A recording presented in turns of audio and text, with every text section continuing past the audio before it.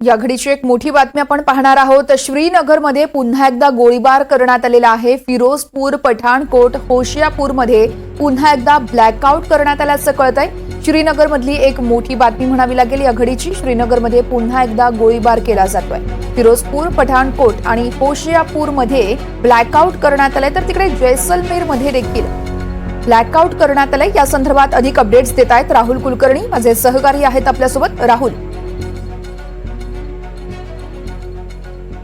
याचा दोन अर्थ होतात। एक म्हणजे जनरल मुनीर जे पाकिस्तानचे लष्कर प्रमुख आहेत त्यांनाच आता ही शस्त्रसंधी मान्य नाहीये आणि त्यामुळे राजकीय नेत्यांनी केलेल्या शस्त्रसंधीच्या विरोधामध्ये पाकिस्तानचं सैन्य स्पेशली जम्मू काश्मीर मधली काश्मीर व्हॅली आणि जम्मू मध्ये अशा पद्धतीच्या गोळीबार करतात असं दिसतं। खास करून काश्मीर मधला केंट एरिया जिथे अत्यंत सुरक्षित मानला जातो, 15 वर्षापासून तिथे अशी कुठलीही अनुचित घटना घडलेली नव्हती। अगदी कलम 370 हटवताना पण त्या ठिकाणी आता ब्लास्ट झाल्याची माहिती आहे। काही जण 12 म्हणतायत, काही जण आकडे आणखी वाढीव सांगतायत, पण आकाशामध्ये मोठ्या प्रमाणामध्ये ड्रोन आलेले आहेत आणि ते श्रीनगरवरती हल्ला करतायत असं जम्मू आणि काश्मीरचे मुख्यमंत्री ओमर अब्दुल्ला यांनी ट्विट करून सांगितलेलं आहे।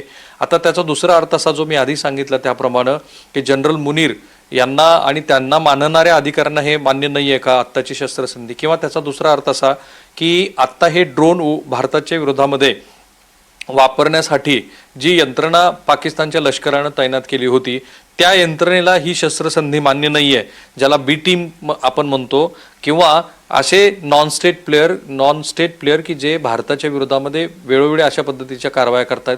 पण हे इतकं धक्कादायक आहे की शस्त्रसंधी 5 वाजता झाली, अमेरिकेच्या मध्यस्थीने झाली आणि त्यानंतर अगदीच काही तासामध्ये शस्त्रसंधीचं उल्लंघन झाल्यासारखी परिस्थिती आहे। अर्थात भारत सरकारच्या वतीनं जेव्हा अधिकृतपणे शस्त्रसंधींचं उल्लंघन आहे असं म्हटलं जाईल त्यावेळेला आपण म्हणू। आता एक मोठी बातमी येते आहे की सोर्सेस असं म्हणतात की free hand given to BSF at the border to retaliate against Pakistan, आणि हा शब्द महत्त्वाचा आहे की जर पाकिस्तानकडनं अशा पद्धतीच्या शस्त्रसंधीचं उल्लंघन झालंय तर BSFला पूर्ण अधिकार दिलेले आहेत की तुम्हाला जशा पद्धतीनं त्यांना प्रत्युत्तर द्यायचं आहे तशा पद्धतीनं द्या। श्रीनगरमध्ये पुन्हा एकदा ब्लास्ट होत आहेत आणि मोठ्या प्रमाणामध्ये होत आहेत असं दिसतं आहे।